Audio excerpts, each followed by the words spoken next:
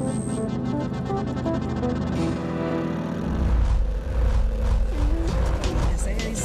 partir de las 8 de la mañana, vamos a tener un horario específico de inicio, se va a durar. Es estupendo porque imagínate estar en la casa y ya con el sábado ahí nos tenemos que ir a un par. Previo a la irrupción del escenario digital en este país.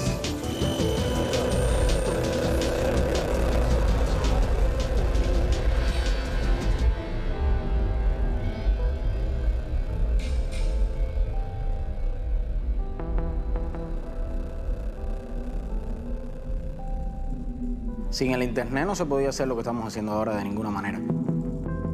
Cuando no conocía lo que eran las redes sociales, simplemente yo me conectaba y veía pocas cosas. Pensé que eso, no sé, como era algo nuevo, pensé que era de la vida personal de uno, de subir fotos. Muchos jóvenes que a lo mejor no teníamos cercanía, no nos conocíamos, nunca habíamos dialogado. Con la opción de las redes nos hemos conocido, hemos intercambiado ideas, hemos creado proyectos, hemos creado grupos de debate. Ya uno comenzó a hablar directamente sobre diferentes temas, debatir con personas que estaban al otro lado del país. Puede ser la moda, puede ser la música, puede ser la literatura, puede ser la política, puede ser la ideología. Agrupa a millones de personas que de otra manera no hubieran tenido comunicación entre ellas. Se ha producido un cambio en la forma de comunicarse de la gente y que ese cambio está muy asociado, por supuesto, al desarrollo de Internet en nuestro país. Los celulares son, por excelencia hoy, la vía más masiva de comunicación por donde la gente pone contenido, recibe contenido y se convierte a su vez en una plataforma no solamente de comunicación de voz, sino de comunicación de video, de datos, de multimedia. La sociedad cubana está hoy totalmente pendiente de lo que pasa en Internet. Tú no puedes decir que no le llega porque no está, porque le llega a través del más joven, de la familia. Las redes sociales llegó a todos nosotros y a muchos de nuestra generación un poco tarde. Y creímos que quizás era un elemento alternativo o temporal. Nosotros estamos empezando a lidiar con las redes sociales. Yo estaba compartiendo con personas, pasando un rato súper agradable y a veces se enajenan del momento de pasar el rato agradable para proyectarlo en las redes sociales. Estos espacios virtuales complementan la vida, pero no sustituyen la vida. Casi siempre la imagen que uno proyecta en las redes sociales es como cree que debería verse, ¿no? Como le gustaría que los demás le viesen, ¿no? Generan una vida virtual y por tanto alimentan la autoestima de los sujetos, las relaciones de los sujetos. Facebook no genera una comunidad, genera burbujas de confort. Las redes sociales toman su nombre porque hay una teoría sociológica anterior que es la teoría de las redes sociales. Una de sus características es la homofilia. Yo me suelo relacionar con personas iguales a mí para evitar que mi autoestima se vea lacerada. Eso es un principio de las redes sociales, un principio psicológico. Esos mismos principios van a las redes sociales y esos mismos principios se construyen los algoritmos de las redes sociales. Por ejemplo, los algoritmos de Facebook. Cuando usted se mete en una red social, Facebook en este caso, Twitter, el que sea, usted está dando datos privados de su personalidad. Me llamo fulano de tal, soy periodista, estoy casada, me gusta Silvio Rodríguez. Las personas intelectuales que les gusta la música de Silvio Rodríguez se suelen relacionar con personas intelectuales que les gusta por lo menos algo parecido a Silvio Rodríguez. Si no le gusta Silvio Rodríguez, les gusta la trova. Es decir, una serie de datos que lo que usted le está diciendo a una máquina o a sistemas muy potentes de inteligencia artificial, ¿quién es usted? Por eso Facebook sabe muy bien y te dice, quizás tú conozcas a esta persona. A veces uno dice, me están leyendo la mente. No te están leyendo la mente. Tú la estás hablando, tú la estás diciendo con tus hábitos de uso de la red y entonces a partir de ahí te van conformando un mensaje. Y no hay que pensar que detrás de eso hay una mente maquiavélica concreta. Estos son algoritmos que sencillamente van viendo ese comportamiento tuyo y van conformando un contenido para que sea para ti.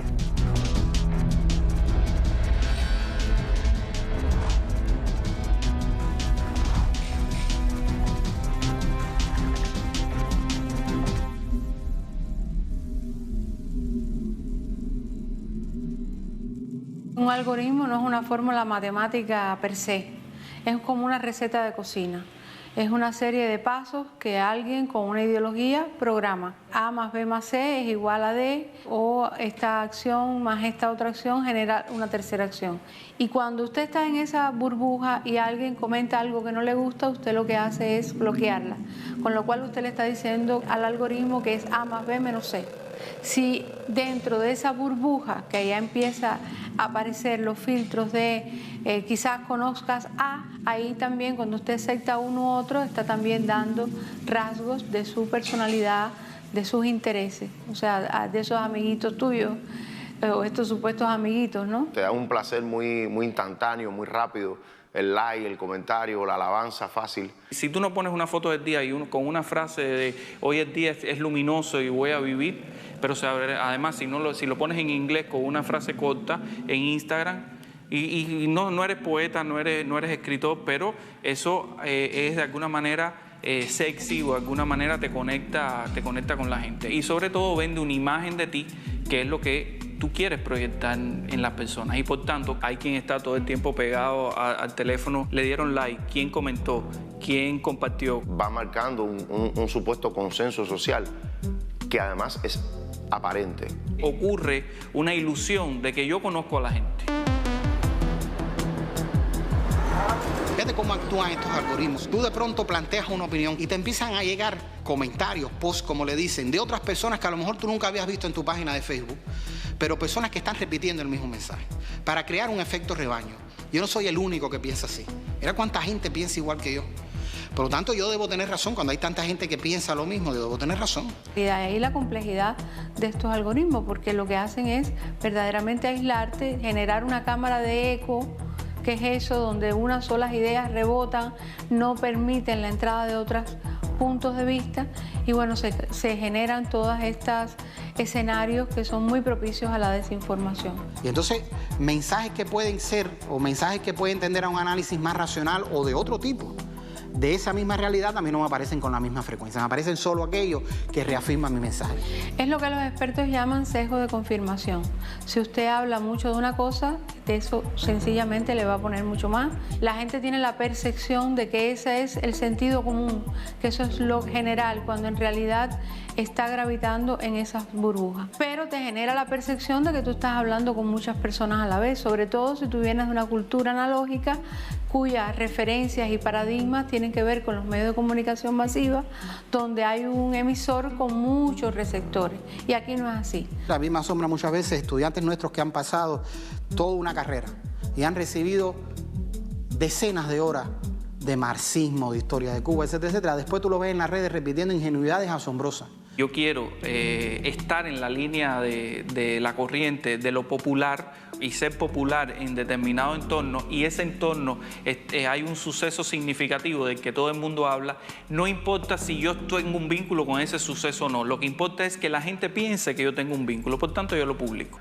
Hay personas que tienen una posición más segura de sí mismas, más firme, y hay personas que son, digamos, más gregarias, ¿no? O sea, más conducidas, más opino en dependencia de por donde vaya la opinión generalizada. Las personas en redes se van por el criterio que esté más popular, o sea, por lo que más esté mediando en las redes. Si las redes, los artistas, lo que sea, están defendiendo esa postura, están defendiendo eso, todo el mundo se va por ahí, entonces nadie quiere dar la contra. O sea, la gente tiene miedo a ser aislada de lo que considera que es el contexto social o que habla la mayoría. La espiral del silencio es una teoría de la comunicación política desarrollada por Elisabeth Noelle-Neumann, una alemana, que dice que la opinión pública es una forma también de control social a partir de que la gente se inhibe de dar sus opiniones por lo que percibe de la mayoría. Los amigos, de cierto modo, te van cuestionando o de un modo más sutil pueden dejar un estado en WhatsApp donde dicen que no están de acuerdo con esto, que no están de acuerdo con esto otro y te van dejando mensajes por detrás que tú te das cuenta que te están marcando a ti o que quizás están hablando de ti. Porque tú a lo mejor eres amigo de alguien que es amigo de alguien que tú estimas mucho, pero al final no piensan lo mismo. Y entonces ahí entran los choques, entran los conflictos, entran los debates. Hay una opción en Facebook que puedes dejar tu publicación pública exactamente para las que personas compartan tu idea, pero entonces entran otras personas a atacarte, a decir cosas de tu privacidad personal. Cuando uno se enfrenta a eso, pues sí, a veces trata de quedarse al margen, de no poner tu opinión porque te da miedo que te ataquen. En un escenario que es agreste, en un escenario que es salvaje como es el de las redes sociales, donde todo el mundo opina, donde todo el mundo tiene la oportunidad de atacarte si tienes la publicación abierta. Quizás antes un grupo de personas no coincidía en un grupo de aspectos, de ideas, pero nadie quizás físicamente se agredía. A nadie le da pena en las redes sociales ofender a otra persona, sacar sus sentimientos más negativos. El principal problema en el tema de esto es que la gente siente que eso es un potrero, que eso es un lugar como una especie de exoplaneta, cuando en realidad uno no tiene una ciudadanía virtual, una ciudadanía real diferente. Ya no estoy de acuerdo con lo que dices, sino tú eres esto, tú eres los otros, te amenazo, cuando te coja te voy a ver. Todos esos mecanismos emotivos están ahí, pero la gente se comporta así porque cree que está en la sala de su casa. Tú no puedes ir por la calle y tirarle una piedra a una persona porque tú creas que hay que tirarle una piedra y romperle la cabeza. Eso es una cosa ilegal, pero tampoco lo debes hacer en el marco, en el ciberespacio. Tienes resortes emotivos hasta en la familia, porque que está conviviendo también en esas redes y siente que puede haber un peligro real sobre ti. Los estereotipos son fuertísimos porque las palabras se marcan y te tratan de marcar para siempre. Cuando tratan de decirte oficialista, llega un momento que muchos jóvenes le cogen odio a esa palabra, se quieren alejar de ello, porque lo que aprendieron desde su universidad, lo que aprendieron desde sus facultades, es no ser un oficialista, sino ser un muchacho espontáneo, y creen que la espontaneidad es alejarse de la institucionalidad, no tocar eso, no tener vínculos con ellos. Se creen el discurso de que, bueno, la rebeldía es lo cool, de estar en contra de la posición oficial es lo que hay que hacer, porque los jóvenes tienen que ser rebeldes. Porque ahora decir la palabra revolución es ser un repetidor. Y entonces desde ahí se diluye también el concepto de lo que es la contrarrevolución.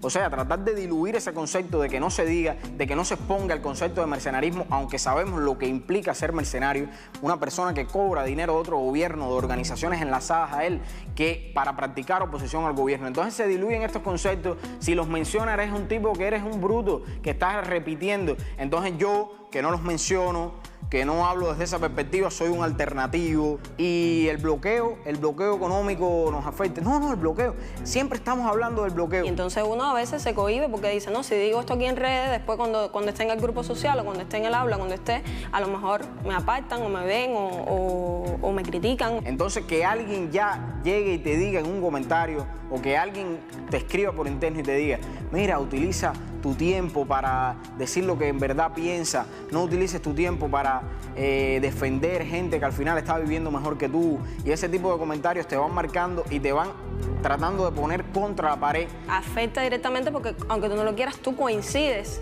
en los espacios, coincides en las redes con personas que tú después estás debatiendo en la vida, ¿no? Luego te das cuenta que, bueno, tú tienes que ser lo que eres, tú tomas tu postura, tú tomas tus ideas y las plasmas ahí, porque para eso es tu perfil, es tu plataforma para tú plantar lo que tú crees, lo que tú consideras que sea lo correcto dentro de tu preparación, dentro de tu subjetividad.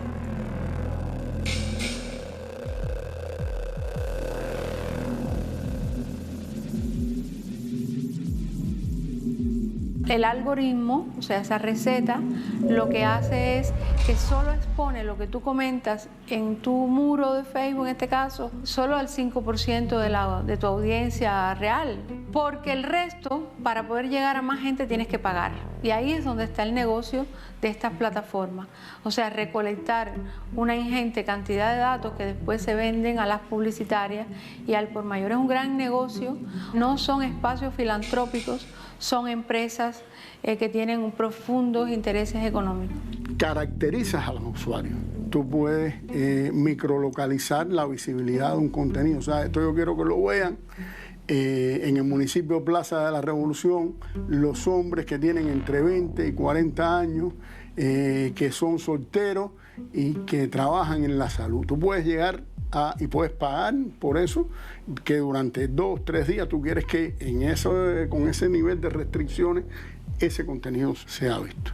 Un usuario cubano en Facebook está recibiendo constantemente sugerencias de de seguir medios de comunicación o de seguir supuestos influencers en los que tú nunca has interactuado, ¿no? En mi feed de Facebook personal, medios que yo nunca le he dado like, páginas a las que nunca le he dado seguir, como ADN Cuba, como Cubanet, me salen y me ponen sugerencia para ti y me salen constantemente. Nunca me ha salido en Facebook que me sugieren el Diario Granma. Yo no sigo la página del Diario Granma, por eso te estoy diciendo que estas que no las sigo me las propone, sin embargo la del Diario Granma no me la propone. Me la sugieren porque bueno, hay una política de que tú consumas esos medios y tú te vayas por esa verdad.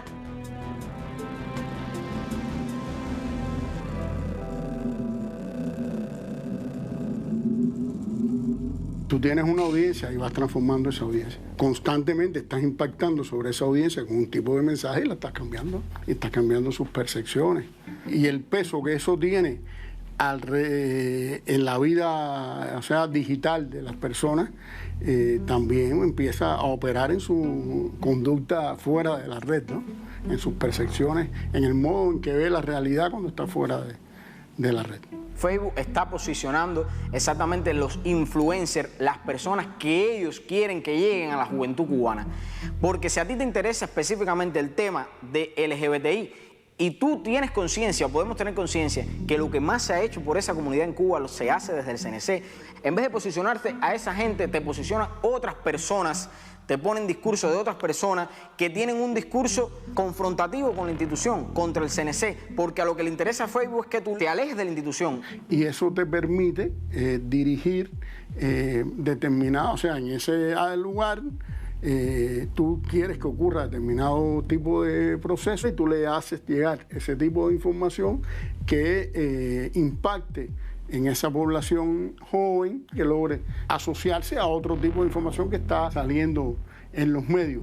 Y entonces trasladas lo que está pasando en las redes a la calle, que es el objetivo final. Tú hablabas del tema de que en otros lugares venden determinado producto comercial, pero ahora lo que quiero es que tú consumas ideas. O sea, lo que nos quieren vender es que nuestro sistema social es inoperante, que nuestro Estado es inoperante, que los objetivos de la revolución no tienen sentido, y que por lo tanto lo que quieren derrotar es la ilusión.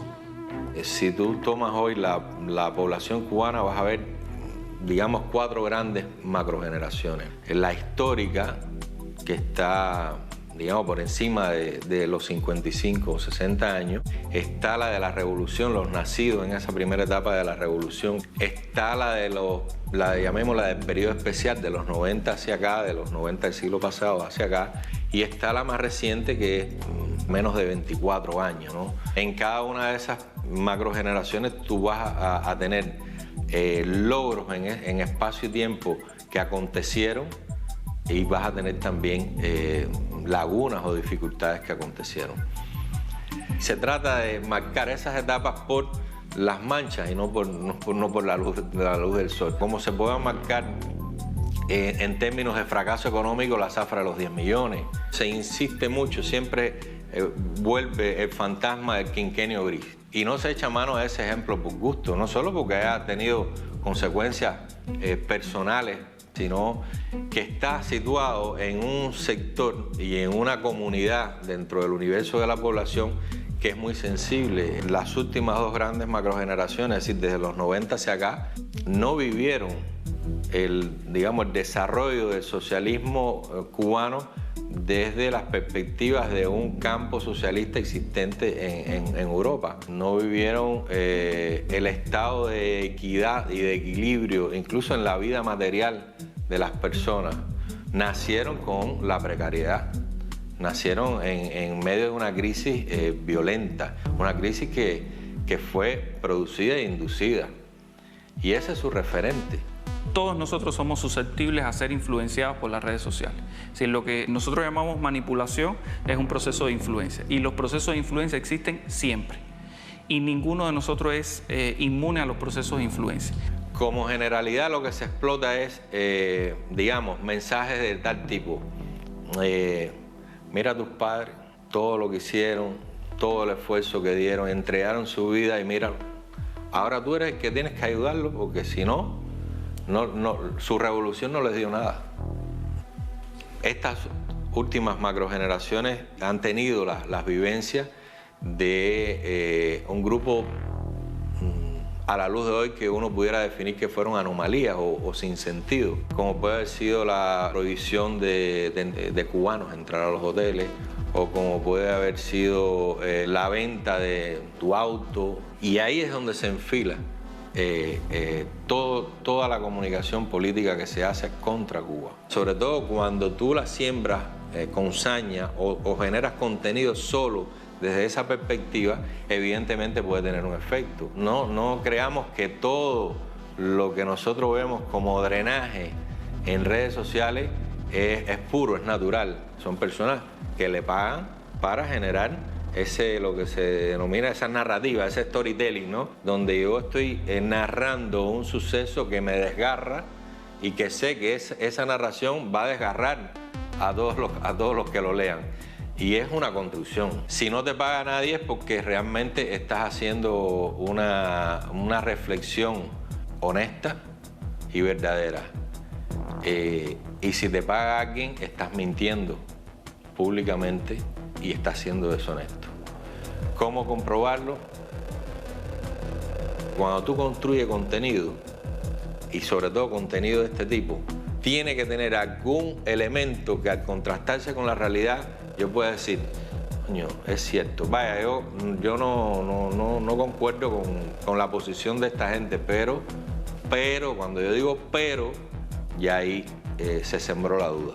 Cómo influir sobre una masa importante de la población con determinados mensajes que se quiere que lleguen y que además pasen a ser de manera, vamos a decir, natural, y ese natural entre comillas, pasen a ser parte del sentido común de esa población. Radio y Televisión Martí y otros proyectos de medios de comunicación subversivos contra Cuba han sido una política del gobierno de Estados Unidos desde los propios inicios de la revolución. Primero fueron esos y ahora estamos en la era de Internet. Ahora todos los proyectos que tienen que ver con Radio y Televisión Martí los han ido migrando actualmente al ciberespacio, o sea, al entorno de Internet. Radio y Televisión Martí suponen una infraestructura tecnológica.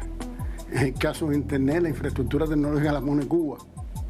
Y su aprovechamiento por la política del gobierno de los Estados Unidos supone utilizar esa infraestructura construida por Cuba para su desarrollo económico y social, para un servicio a la población en función de esos objetivos. Toda la herramienta de la guerra ideológica en buena medida pone su peso fundamental en las redes.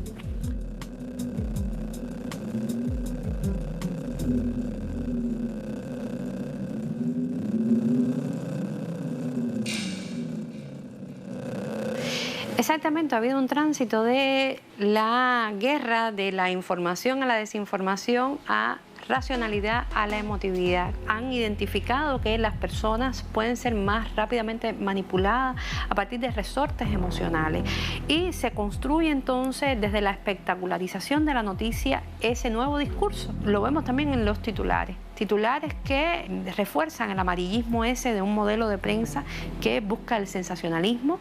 Que acude más a lo emotivo que el hecho de saber que tú no te vas a leer un largo texto ni que vas a analizarlo, que no va a profundizar en eso que le está llegando, ¿no?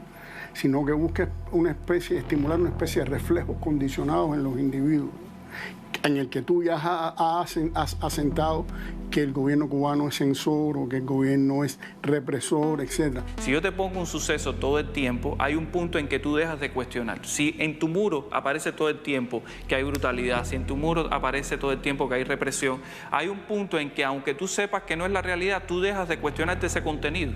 Y arriba de ese asentamiento, entonces, esto rebota casi automáticamente. Mira, tú estás confirmando lo que ya tú asentaste antes, ¿no? Mira esto, mira lo otro. Le hicieron esto a fulano, pasó aquello, pasó esto. Una de las cosas importantes de las redes es crear respuestas emocionales, no respuestas racionales. No que la gente piense sobre el tema y llegue a una conclusión, sino que la gente responda de acuerdo a las emociones. Una persona reacciona con mucha más sensibilidad emocional cuando está disgustado. Por lo tanto, yo siempre necesito que tú estés disgustado por algo. ¿Cómo yo voy focalizando el disgusto? Lo saco de un lugar y lo voy poniendo en otro. Y cuando ese se me desarma, lo pongo en otro y lo pongo en otro. El problema es que tú constantemente estés disgustado porque recuerda, El discurso de las redes es un discurso emocional. Y si esa experiencia además es narrada por personas significativas como artistas, cantantes, pues esa experiencia adquiere un valor de verdad. Es como si hubiese ocurrido y sobre todo, y más importante, es como si me hubiese ocurrido a mí. A veces decimos en abstracto y decimos, Estados Unidos en su presupuesto ha puesto una determinada cantidad de dinero por la subvención para ver el tema de las redes con respecto a Cuba. Y ya lo dejamos en abstracto. Bueno, ¿y a dónde va ese dinero? ¿Qué se hace con él? Eso no nos lo dicen. Pero lo que está claro es que ese dinero no es para comprar pomos de agua, ¿no? Ese dinero es para crear productos en particular, para llegar a las personas en particular. Y detrás de eso hay algoritmos, en dependencia de las búsquedas que las personas hacen, pero esos algoritmos se pueden sintonizar para objetivos muy concretos. Nada más que con saber que la persona que está accediendo a la red es de Cuba, ya yo hago que cuando entre en cualquier página web, cuando entre en las redes sociales, le lleguen determinados mensajes. Imagínate un ecualizador donde tú mueves una tecla, mueves otra, y tú puedes decir, bueno, hay una comunidad de intereses asociados al tema ecológico, hay una comunidad de intereses asociados a los temas de género. Son temas que aunque no sea un activista directo, son temas que yo puedo apoyar por la naturaleza, por lo humano que hay dentro de esa posición. Y ahí, en ese plano de esa batalla, nosotros hemos perdido unas cuantas. Y no la hemos perdido porque el enemigo ha sido más efectivo que nosotros, que lo ha sido. La hemos perdido porque nosotros no hemos sabido enfrentar esas batallas. Estamos ante la capitalización de todos estos problemas, no para resolverlos, sino para hacer posible un cambio de régimen que los agravaría. En ese sentido es penoso. Lo que se hace es perverso, yo lo digo así, es perverso, utilizar problemáticas sociales que están viviendo grupos determinados, problemáticas serias, sensibles, para utilizarlas para fabricar la vía hacia un sistema que las va a agudizar. Si la intención fuera resolver los problemas, pues el discurso fuera por la defensa del socialismo, porque todos estos problemas se agravan en el capitalismo. ¿Dónde está la trampa? No en publicar un trabajo que aborde problemas reales de la sociedad cubana, sino en presentar como solución a esas problemáticas lo que Estados Unidos quiere. Hay una intencionalidad de hacer que esos discursos contestatarios, que pueden ser muy revolucionarios o muy correctos en un momento determinado, terminen siendo discursos que se pasen al enemigo. La creación de una sociedad civil mediática, ¿ya?, con sus líderes de opinión que abordan temas específicos, que han sido formados o que tienen vínculos con estas organizaciones que se encargan justamente de llevar hacia adelante todas estas campañas de propaganda política en los países para desestabilizar regímenes que no sean afines a los intereses de Estados Unidos. Se crean entonces esta sociedad civil mediática que no es representativa del pueblo cubano, no podemos decir que es representativa del pueblo cubano. El tema con la construcción de estos liderazgos, que son liderazgos falsos y muchas veces son liderazgos virtuales, el líder de las redes, en la vida real, en el contexto cotidiano de lo que está sucediendo, esa persona no es un líder, es un líder construido en las redes. Esta sociedad civil mediática no existiera si no existiera un conjunto de medios digitales pagados y privados, establezco la diferencia, porque hay algunos que son privados y al mismo tiempo también hay algunos medios de estos que son pagados, o sea, que son pagados directamente por organizaciones como la NET, que fueron creadas por el Congreso de los Estados Unidos con fines abiertamente injerencistas, ¿no? Bueno, abiertamente injerencistas no, porque todas estas organizaciones utilizan como fachada, pues, el discurso de los derechos humanos, de las libertades políticas, de la equidad incluso, pero de alguna manera son problemas que están ahí, o sea, son problemas que aún no se han resuelto del todo, son problemas que aún han encontrado condiciones dentro de la sociedad para reproducirse, y aunque las organizaciones e instituciones trabajan en base a ello, no los abordan mediáticamente. Entonces esas partes donde tú no criticas, tú no informas, tú no formas, van a llegar otros espacios, otros medios, otras personas a llenar esos huecos informativos que tú no estás cubriendo. No podemos seguir respondiendo a una rutina que hay que esperar, a la concepción desde un consejo de redacción, frente a esa información. Todas las redes sociales y todas las multiplataformas están frente al bombardeo constante de información, y ocurre igualmente con el empoderamiento que tiene ahora la ciudadanía frente a la capacidad también de convertirse en emisores de información al ser testigos de un acontecimiento. Todo depende a quién responde ese medio. Vamos a preguntarle, ¿quién le paga? ¿A qué potencia extranjera responde? No se puede ser ingenuo frente a esto. ¿Quiénes financian ese proyecto mediático? Y entenderás ahí qué busca, qué persigue. Ese contexto de medios digitales que emergieron durante la administración Obama tienen un dueño, tienen una infraestructura tecnológica que cuesta, tienen dominios internacionales, servidores internacionales, y además tienen una redacción que cuesta y a la que se le paga.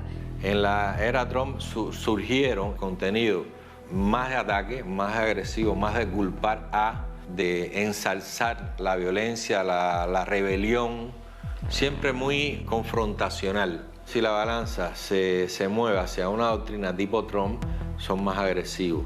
Siempre queda alguna política para ver la diversidad que es más suave, y evidentemente con una nueva administración que viene de la doctrina Obama, pues probablemente muchas de este entramado lo que hagan es cambiar sus perfiles nuevamente porque viven de eso.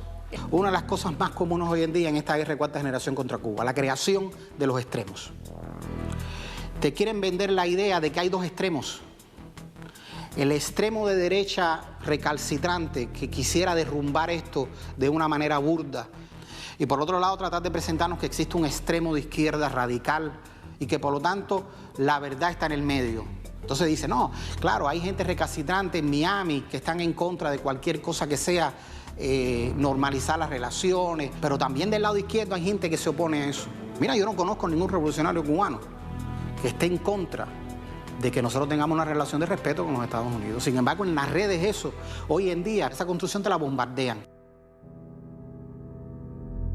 El Partido Republicano y el Partido Demócrata se han mantenido en el tema del escenario digital las mismas estrategias, incluso transfiriendo cada vez más dinero a estos proyectos que tienen que ver con el escenario digital. Por ejemplo, cuando tratamos de preguntar en las redes quién paga este medio, quién paga el toque, quién paga periodismo de barrio, quién paga el estornudo, quién paga tremenda nota. Obviamente la CIA ya no da cheques al portador, pero se terceriza muchísimo dinero, y además las propias redes sociales propician que puedan haber contribuyentes privados, o que puedan haber, o se crean todo tipo de organizaciones fantasma para sostener todo esto. Una palabra que usan es independiente, por hacer un periodismo independiente al presupuesto del Estado.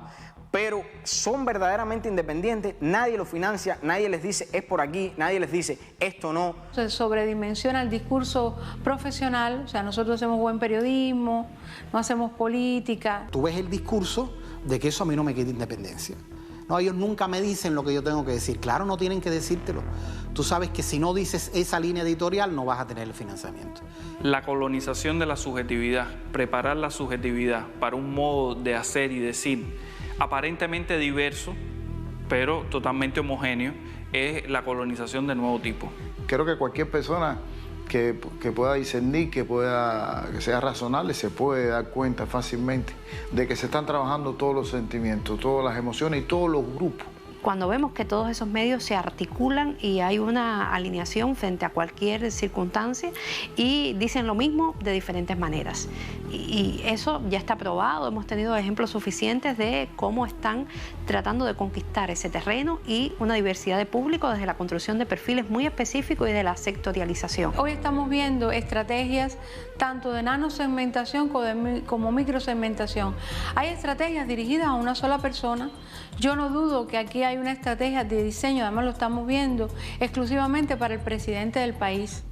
A un sector de la población le entran por la parte de la reunificación familiar, de las relaciones con la familia, etcétera. A un sector más intelectual le penetran con otro tipo de mensaje más ideológico, más de esto es un extremo intolerante, que quisiera una sociedad cerrada, que lo que le tiene miedo es a la confluencia de ideas, a que esta distensión posible le serruche el piso. Y todo funciona como un engranaje muy bien articulado, ¿no? Y va a la vez de todo, pareciera muy diverso, pero en el objetivo de los contenidos apuntan en una misma dirección, ¿no? Un doble juego con lo que dice el otro y lo que quiere decir, pero el fin es el mismo.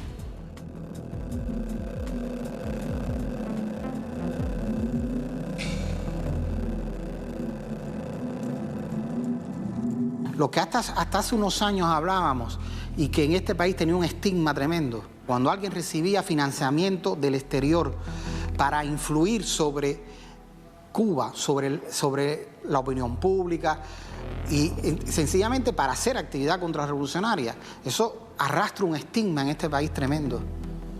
Bueno, ¿cómo tratar de borrar ese estigma? ¿Cómo ya no importa o cómo queremos presentar que ya no es importante que yo reciba dinero de determinadas entidades privadas y públicas de los Estados Unidos de Norteamérica o de otros países? Naturalizar eso. Eso no es importante.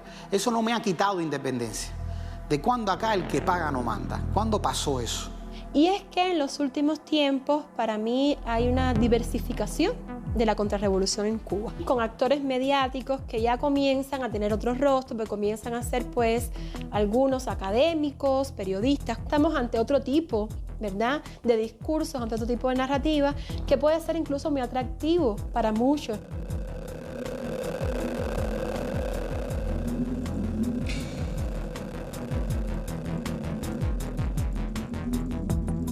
En todas las sociedades hay sectores demográficamente minoritarios, pero tienen un altavoz por su función dentro de la sociedad.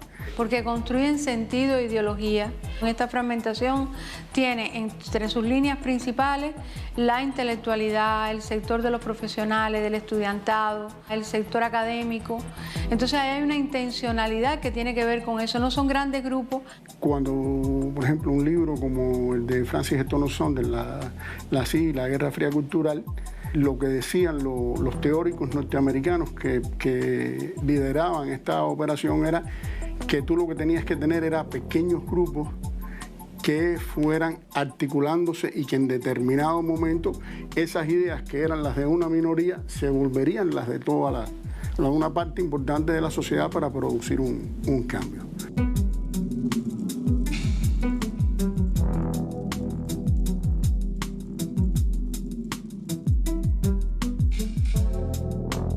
En el año 2004 se reúnen en La Habana varios funcionarios norteamericanos y un grupo de oficiales de la CIA. Y en esa reunión es la primera vez que yo escucho decir de que la política que habían seguido de mano dura hacia Cuba en ese momento había fracasado. Y que había que pensar en una nueva estrategia. Y que esa nueva estrategia tenía que tener como fundamento la seducción, la guerra cultural. Primero la formación de nuevos líderes. Porque ellos están reconociendo que los líderes de la contrarrevolución en ese momento tenían un nivel de desprestigio y un nivel de incapacidad tan alto que no les daba el resultado que ellos querían. Y tenían que formar nuevos líderes. Esos líderes había que buscarlos fundamentalmente en las universidades. Tenían que ser jóvenes, sobre todo, que fueran o militantes de la juventud o que tuvieran un activismo dentro de la FEU, dentro de la revolución, que fueran hijos de revolucionarios y que mediante ese plan de acercamiento a ellos, proponiéndole becas, ellos tuvieran en un periodo de 10 a 15 años, que es el lapso que ellos dan de tiempo que ellos necesitaban para cambiar las cosas en Cuba, contar con un grupo importante de nuevos líderes o por lo menos de gente que simpatizara o que tuviera una visión diferente de los Estados Unidos dentro del país. Se habla en esa reunión de la idea de que debían crear una contrarrevolución que se moviera desde la izquierda y no desde la derecha. Ahí se plantea también la necesidad de que esa contrarrevolución tuviera una prensa nueva. Trabajan con personas como Ivani Sánchez, que la convierten en una bloguera súper premiada de rango internacional, le dan una promoción que jamás habían hecho anteriormente con nadie. Pero a Ivani se le desgasta también en el tiempo y comienzan a crear, podríamos hablar de una novísima contrarrevolución, como el caso de todo un grupo de nuevos contrarrevolucionarios que comienzan a trabajar en la nueva línea que el gobierno de los Estados Unidos comienza a trazar con ellos. Protagonistas que habían surgido en la internet en Cuba de modo legítimo, con espacios, con blogs, recibieron becas y muchos de esos espacios evolucionaron a medios privados, se involucraron en medios privados financiados desde el extranjero. Cuando tú recibes una invitación de la Embajada de Estados Unidos tú dudas. Cuando en Cuba todavía no existían los datos móviles, no existían los parques wifi, un grupo de muchachos, emprendedores, muchos graduados recién graduados de la UCI, comenzamos a desarrollar una plataforma digital de un tema que en Cuba se había explorado muy poco, que es la crítica gastronómica, el periodismo gastronómico. Así fue como nosotros nos insertamos gradualmente en este tema de los blogs y nos transformamos sin saberlo en blogueros. El término bloguero no era un término necesariamente positivo. Todos los blogueros eran supuestamente contrarrevolucionarios. De esa manera nosotros nos conectamos con otros blogueros y decidimos unirnos a estos grupos que se estaban creando de blogueros en las redes sociales. Y obviamente nosotros entramos a un grupo que ya se llamaba, que ya se autodefinía como blogueros revolucionarios. Estábamos hablando de cómo nosotros los blogueros podíamos procesar, entender la política o la realidad que estábamos enfrentando en esos días. Cuando la gente empezó a leernos, cuando la gente nos empezó a identificar, se empezó a acercar gente. Nosotros fuimos invitados a esa reunión con un funcionario de la embajada y de forma nos pareció respetuosa, que nos dijo, mira, nosotros queremos apoyar las iniciativas de ustedes, nosotros queremos apoyar a ustedes que son emprendedores. Si necesitan herramientas, nosotros podemos darte herramientas. Ellos sabían que nosotros estábamos con recursos muy limitados. Y cuando te ofrecen la posibilidad de tener un curso, un taller, o una herramienta, o un financiamiento, es una tentación para cualquiera. Es una tentación. Uno dice, wow, eso es lo que nos hace falta. Lo que están pagando son la CIA no aparece por ninguna parte. O sea, te invita a la universidad y tú permaneces 1 año, 6 meses o el tiempo que esté contemplado el plan, formándote en esa universidad, y tu proyecto final para graduarte era un proyecto para ser aplicado en Cuba.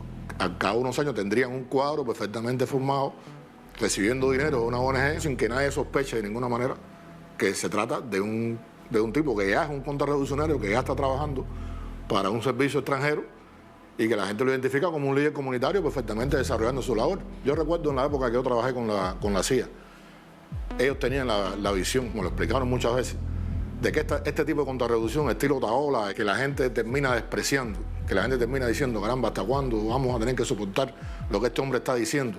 De alguna manera busca invisibilizar la función que cumplen otros contrarrevolucionarios, que a la gente le puede parecer, por contraste, un poco más potable o un poco más, pudiéramos decir, aceptable, que no se vea con toda claridad la gente que de verdad está cumpliendo los objetivos que ellos quieren lograr, que están trabajando en el cumplimiento de sus objetivos fundamentales. Así se ha construido un espectro, una máquina de seducción y a la vez una máquina de terror que tiene la tarea de proteger esta máquina de seducción. O sea que no se le pueda criticar, que no se le pueda cuestionar, porque enseguida entra la demonización. Crearle a una persona características que realmente no tiene. O sea, a esta persona le ponen, es un estalinista, es un tipo que tiene un pensamiento muy cerrado, o es una persona inculta, es una persona con poca preparación cultural, y te fabrican una figura sobre la cual dirigen todos los ataques, y por supuesto tu posibilidad de influir sobre la gente, tu posibilidad de respuesta, se limita muchísimo porque la visión que la gente tiene de ti es muy negativa. E impedir que cualquier postura diferente del objetivo que persigue toda la maquinaria, sea de un tipo o de otro, asome una postura crítica, porque entonces haces un efecto de demostración, ¿no? Hay ataques que tienen que ver con buscar la complicidad de estos sectores, hay ataques para desestabilizar a otros, y es lo que estamos viendo también, el acoso contra compañeros, contra periodistas, contra políticos, contra los revolucionarios que se expresan. Detrás de ello hay un guión de desestabilización también psicológica de los profesionales, y hay una maquinaria que tiene métodos de reproducción de linchamiento mediático, de acoso, lo que le llamamos el ciberacoso, y también buscan la manera de asesinar el carácter de esas personas, buscando la manera de que sienta vergüenza de lo que hace, busca la manera también de inhibirlo frente a el ejercicio profesional y lo que defiende, y de ello hemos sido testigos constantemente. He visto a muchos colegas de la música popular, de distintos géneros musicales, ser víctima del linchamiento, compañeros, colegas de la música. Justamente he visto la injusticia, la manipulación, la descontextualización de las cosas. Extraen de todo lo que tú puedes haber expresado, de una idea general, extraen alguna frase para descontextualizar incluso el mensaje que tú quieres dar. Y casi siempre además buscan el peor, el que incita a sacar los peores sentimientos de las personas. Tú dices algo que tiene una posición crítica con las cosas que están mal aquí y que tú, por supuesto, como un sujeto de la realidad en la que incides y en la que quieres vivir, también tienes una proyección crítica sobre los problemas de aquí. Y eres usado como portavoz para fortalecer o reafirmar esa línea de división, esa línea de confusión, esa línea de fomentar la oposición, ¿no? O sea, de fomentar el caos, porque ni siquiera es la oposición. El fomento es en este momento hacia el caos. Debo decirte que a mí me llegó incluso a afectar físicamente, o sea, me llegó a deprimir. Me sentí muy mal, tuve problemas de todo tipo, o sea, al principio cuando comenzaron estos de los linchamientos mediáticos, sí tuvo un impacto en mi salud. Yo tengo muchos compañeros de la música, muchos amigos de la música que a veces tienen miedo de decir lo que piensan en las redes sociales por este tipo de linchamiento, y eso persigue justamente eso, que no te sientas orgulloso de decir vivo en mi país feliz, me siento libre en mi país, estoy en desacuerdo con algunas cosas que suceden. Pero ese linchamiento justamente lo que trata de impedir es que los artistas, los creadores, que son portavoces de mayoría, no se expresen, tengan miedo. Yo he visto linchamiento mediático a gente que han terminado debajo la piedra, que no me meto más. Yo conozco gente que hasta el otro día, para lo que sea, y de buena primera, oye, fulano no aparece. Yo creo que también estas plataformas de linchamiento a los artistas tienen, por supuesto, a veces su influencia en el público. Y a veces uno trata de resolverlo y lo que no puede resolver, mira, no se resuelve. Hoy por hoy, ser un titular positivo en Cibercuba o en Cubané o en Diario de Cuba o Cubanos por el Mundo, cualquier de estas plataformas, hay artistas que lo consideran como un logro. Hay artistas que han consolidado carreras, incluso después lo hemos visto en otro tipo de posición ideológica. Hay gente que ha ganado carreras buscando el aplauso, tratando de un supuesto enfrentamiento al oficial, a lo político, al sistema, al gobierno. Te ensalza, te abre puertas comercialmente. O sea, dolorosamente se ha impuesto esa percepción en alguna gente que, fíjate tú, increíblemente muchas veces no tiene nada que ver con eso. Y es tremendo, porque estas plataformas no te van a cuidar, te van a usar hasta un punto determinado y si te tienen que sacrificar, te van a sacrificar. Ha llegado ya al extremo, ya no solo lo ataca por decir algo, incluso lo ataca por no decir, por no pronunciarse. Por eso es que yo he dicho en las redes sociales, oiga, artista, creador, no crea que con que no te metas estás ileso. No, te va a llegar tu momento. Cuando llegue un momento en el que tu silencio y tú no me quiero meter, le sea útil para atacarte, te atacarán despiadadamente igual que si te hubieses pronunciado. Es más, es preferible pronunciarse, te lo digo de corazón, porque por lo menos te respetan. Que te maten mediáticamente o que te intenten matar, que te asesinen temporalmente no significa que puedan matarte. Te matan cuando te callas, te matas cuando te logran transformar. Te matan cuando te logran confundir, te matan cuando tú aprendes cuál es el discurso políticamente correcto que quieren escuchar de ti. Ahí es cuando te matan. Muchos de estos fenómenos que ocurren y se han desarrollado sobre la base de nuestros propios errores, sobre la base de nosotros no darnos cuenta de que hay un contexto distinto. Pensábamos que bastaba con los medios tradicionales que teníamos de llegar a la población y que esa hegemonía no la íbamos a perder. Mira, la hegemonía está en juego todos los días. Yo creo que hay que hacer de verdad un análisis y una reforma educacional porque la formación general, la formación política no está funcionando, no se ha nutrido de las nuevas formas de comunicación. Puede ser sobre la base de decir, hemos perdido más de 5.300 millones de dólares por culpa del bloqueo en X tiempo. Yo tengo que llevar eso al plato en la mesa de las personas, al día a día de las personas. y tengo que llevarlo de una manera que no solo se comprenda bien, sino que se sienta. Decir que ellos van a vencernos me parece que sería subestimar las capacidades que tiene este país para adaptarse a estas nuevas transformaciones, a estos cambios y revolucionar estos escenarios en función de nuestros ideales, de nuestro proyecto nacional. Yo creo que la evaluación del enemigo está clara. El gran problema es cómo nos organizamos dentro para dar esas batallas. Y así como estamos desorganizados, estamos fritos, brother. Mira, no estamos fritos, porque tenemos un pueblo ahí que cuando tú menos te lo esperas, saca una reserva, coño, que están tan hondas, compadre, que son admirables y que te hacen recordar de dónde tú vienes. Te digo de verdad, de corazón, esta pelea es ganable, no. Esta pelea, bien organizado, es un paseo por el Prado, porque es la pelea de la inteligencia y el razonamiento. Recuerden siempre la frase de Fidel, no le decimos a las personas cree, le decimos lee. El lee ese, vamos a traducirlo, dicen que realmente su concepción del mundo parta de haber pensado.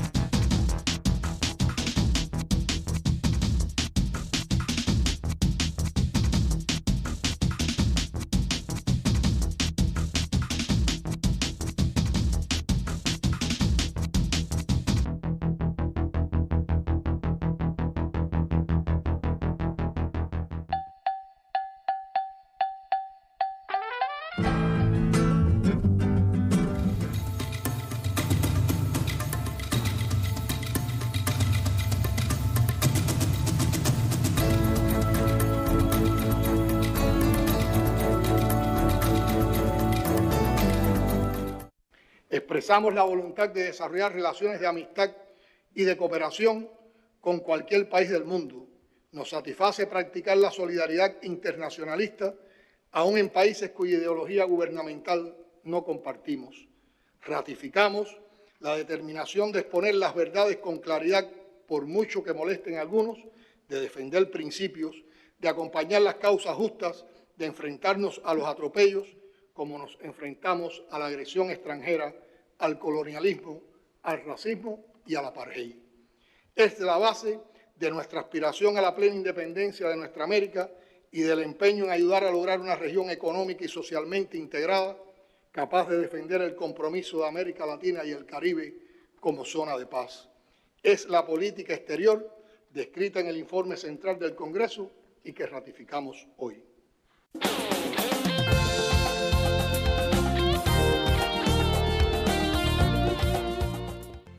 Pesquisador virtual COVID-19. El objetivo de la autopesquisa es identificar en tiempo real las personas que se reconocen con alguna sintomatología respiratoria y que pudieran ser sospechosas de la enfermedad a partir de los datos aportados. Contribuye a elevar la inmediatez en la toma de decisiones y fortalecer las acciones de vigilancia en salud. Puede ser llenada y enviada desde la misma página o la aplicación por cualquier ciudadano con más de 18 años de edad y plena capacidad legal. Es gratuito. Se debe usar adecuadamente y no ponerle nunca datos falsos. Pesquisador virtual COVID-19.